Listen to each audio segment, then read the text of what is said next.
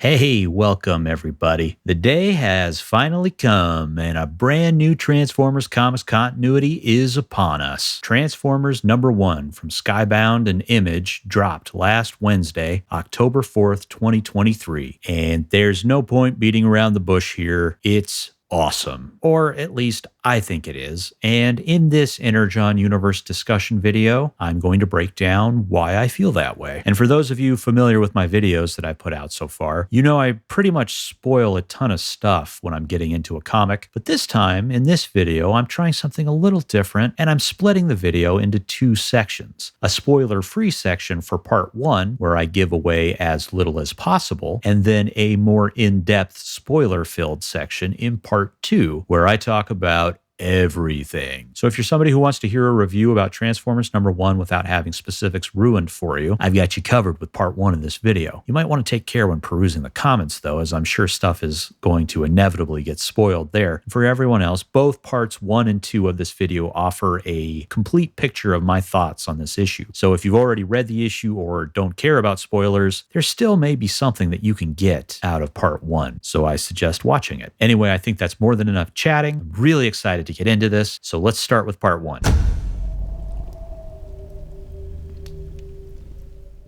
Transformers #1 has a lot going for it, but the first thing I want to highlight is that I found the pacing to be pretty much perfect. If you've been reading Void Rivals, then you know that comic is a bit of a slow burn. That's not a bad thing. I'm actually enjoying that series quite a bit, but when you're buying the issues monthly, it can be a bit of a drag having to wait so long for the next part of the story. Whereas I think Void Rivals will ultimately benefit from being read as a trade or a collected edition, Transformers seems like it's going to stand on its own issue to issue a bit better, if this first issue is anything to go by. The pacing is a big part of why I feel that way. Johnson spends just enough time with setup, introducing us to the human cast before giving us what we all came here for, the main event, if you will, namely giant robots beating the crap out of each other. Once the action picks up, the book moves at a furious pace, but the author has the good sense to pepper in significant and sometimes heartfelt character beats, maintaining a sense of purpose throughout the violence, if that makes sense. The nature and essence of these characters shine through during these action sequences in a way that I found extremely gratifying. In other words, it's not just about the robots punching each other. We see the heroes demonstrate how they're heroic, and the villains demonstrate how they're evil. Once the action settles, we get a nice cool down with contrasting sequences, one highlighting the beating heart underpinning the series, and one that contains a surprising moment that may prove to be somewhat divisive. Both segments, when taken together, reinforce that the stakes are high in this continuity, and that Skybound is willing to take some risks to differentiate their line from what came before. And speaking of what came before, I know there were some concerns about this being yet another iteration on the G1 theme, and I'm not sure if there's much in here that will dispel those concerns, to be honest, but without going into specifics, I can say there was enough in here that mixed it up in such a way that made it feel fresh. To me, anyway. Your mileage may vary on that. Regardless of how you feel about G1, I think it's hard to argue that Transformers #1 is a story that's well told, and I think the art is a huge part of that for me personally. The artwork is highly dynamic, emotive, and at times quite dramatically rendered, and it all pops thanks to Mike Spicer's 80s-infused color palettes and some incredibly creative lettering. Overall, the book is bold, gorgeous, and fun. But the fun doesn't come at the expense of pathos, something I very much appreciate. The last thing I'll say here is that I think this comic really benefits from being read in physical form. While I generally prefer physical media, I know there are a lot of perks to digital comics. Trust me, I get it, and I definitely appreciate how much space you can save going the digital route, but there's something about Transformers #1 in particular that I think translates better to paper than a screen. The fun factor gets a little more of an oomph to it when you're reading it as a floppy,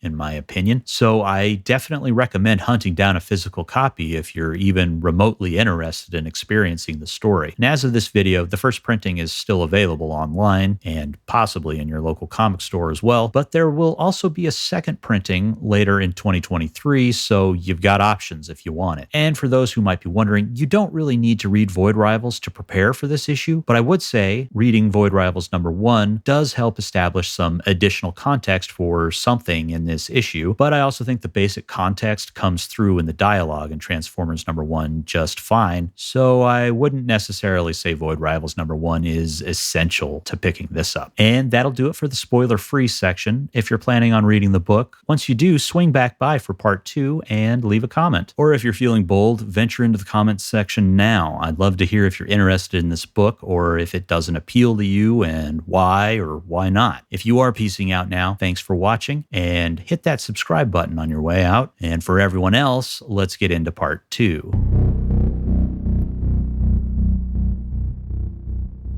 All right, so now we're going to go into more depth with specific examples and story beats and whatnot. First, however, we need a little bit of context in regards to the plot of this issue. Transformers #1 starts out with an introduction to the human cast of characters. We meet Spike, Carly, Spike's dad, who is referred to as Sparky in this issue, so probably safe to assume that's short for Sparkplug, but I'll call him Sparky now just in case. And we also meet Davey, Sparky's friend and work buddy. The early pages of this book set up quite a bit about these characters in a fairly economical way, relying on imagery, context clues, and just enough dialogue to tell us what we need to know about these people. Sparky, for example, is a veteran who is still grappling with his experiences in combat as well as the death of his other son, Jimmy. Jimmy was apparently an astronaut who died in a shuttle explosion, and it's clear that Sparky is still haunted by his death. Spike is also deeply affected by the death of his brother, but doesn't want to avoid thinking about Jimmy like Sparky does. Spike aspires to follow in Jimmy's footsteps and become an astronaut, and it's safe to say that he's also struggling to connect and relate to his father. Carly, meanwhile, dreams of going to art school and happens to drive what looks to be the exact same make and model of the van used in another Johnson Spicer book, Murder Falcon. I think Johnson spends an ideal amount of time on the human side of things, weaving in some interesting character moments and set up quite naturally, but not spending too much time so as to detract from the Transformers side of things, which is what we're all really here for. And this isn't like those cameos we got in Void Rivals. No, this is substantial, full-fledged Transformers action. And all things considered, we get to that action pretty quickly in this book, and once it starts, it doesn't really slow down until the end. As we knew from the previews and solicitations, Transformers #1 plants the Autobots and Decepticons on Earth, where they've been lying inactive aboard the Ark, having been crashed for an as of yet unknown period of time. We knew the Autobots and Decepticons would be revived on Earth to continue their war, which Starscream states has been going on for 100 years at least before the crash, but we didn't know exactly how their revival would come about, a question that this issue answers in short order. After locating his comrades, Jetfire somehow generates an earthquake to bring the Ark to the surface, which, as we saw in the preview, traps Spike and Carly inside. Jetfire then proceeds to reactivate Teletran 1 in order to revive those aboard the craft, and I really like how they handled this part because if you've been following along with Void Rivals, then you know Jetfire showed up in that first issue, and it seemed like he'd been out of action for quite some time, so long that he wasn't even aware that a war had broken out, so he doesn't know that he shouldn't be reviving his old buddy Starscream first, an act that carries disastrous consequences as Starscream immediately shoots Bumblebee's face off.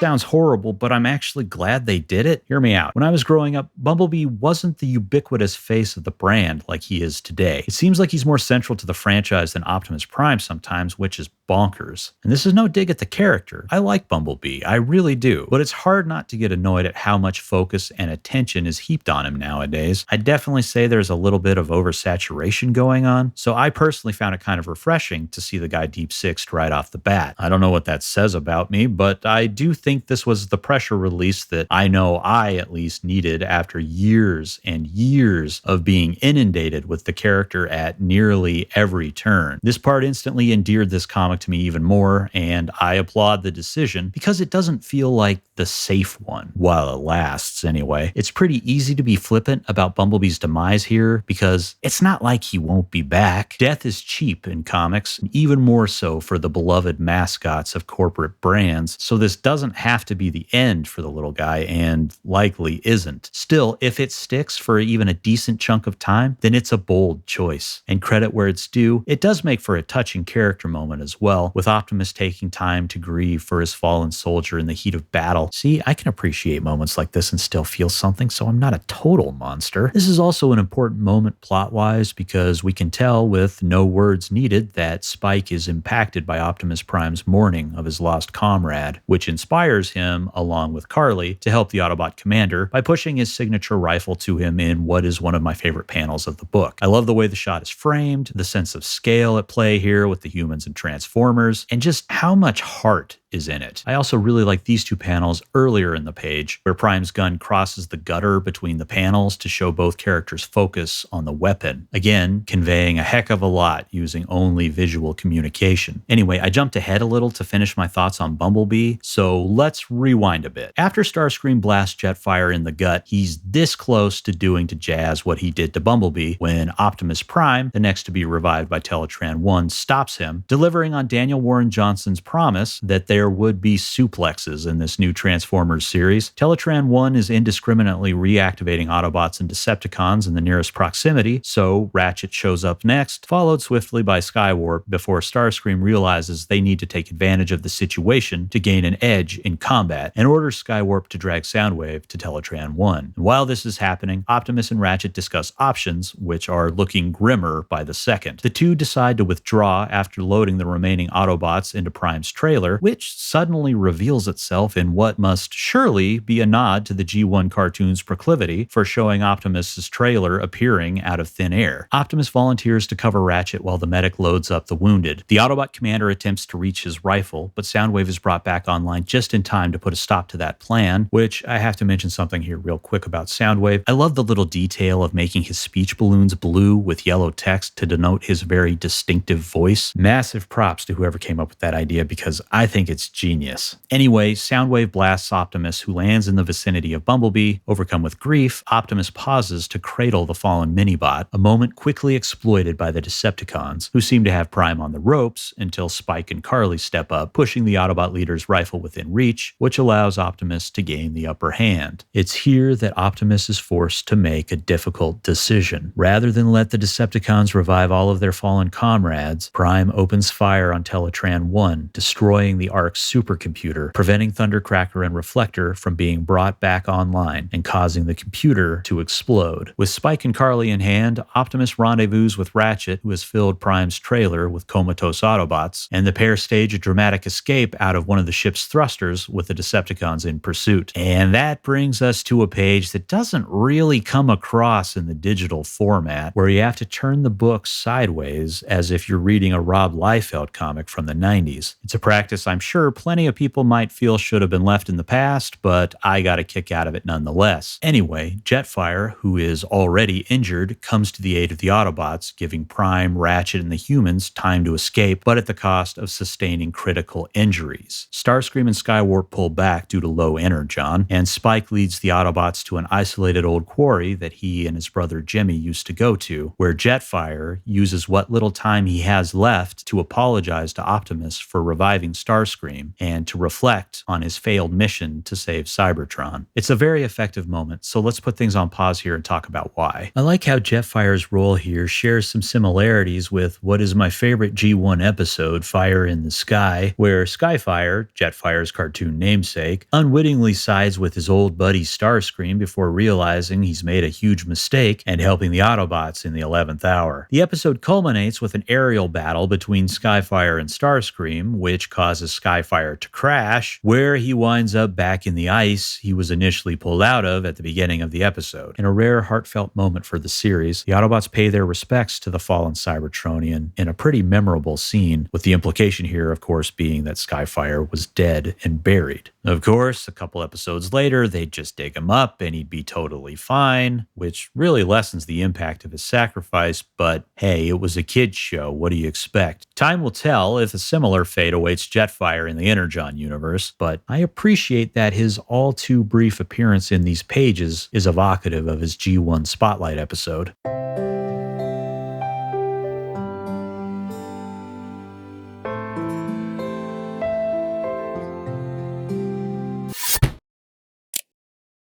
And of course, we have to talk about the last few pages of this book, where Soundwave and Skywarp, weak from lack of Energon, ask Starscream to go out and secure more. That leads Starscream to a power plant where Sparky and Davy happen to work. The humans pique Starscream's curiosity, and after years of the fandom referring to humans as squishies, it finally happens, folks. Starscream grabs a hold of Davy and squishes him in a shocking, bloody onomatopoeia. God help us all, now he's got a taste for human blood.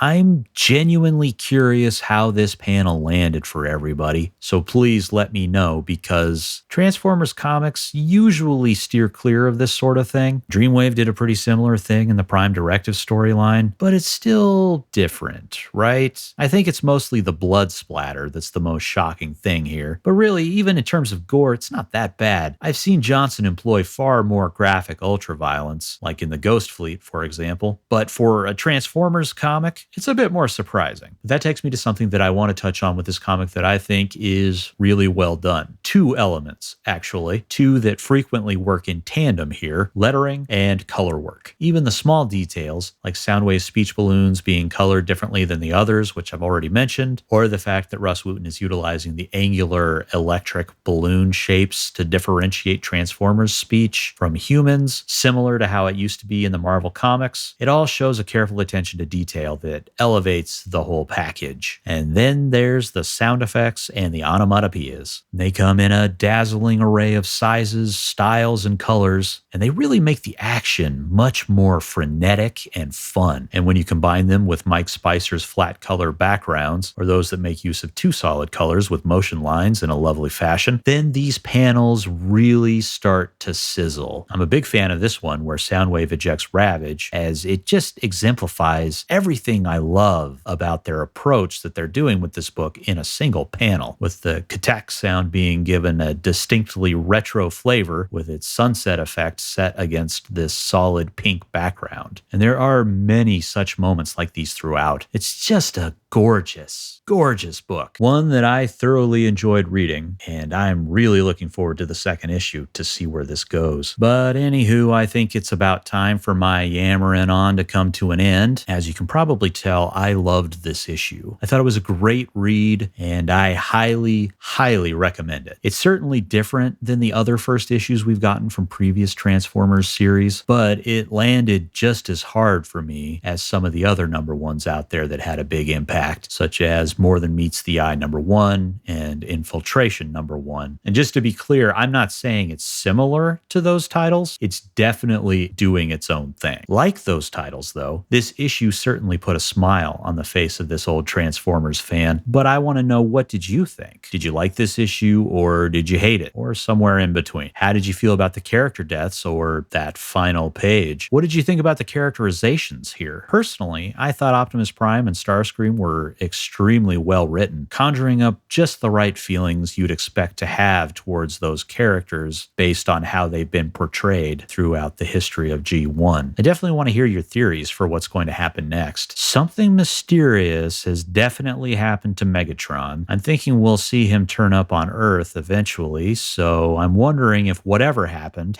during the attack on the Ark. Maybe the classic Starscream double cross? I don't know. Let me hear what you think in the comments. Don't forget to hit the like button if you liked the video, and please click that subscribe button. It goes a long way to helping the channel grow. Thank you for watching, and I'll see you all next time. Take care.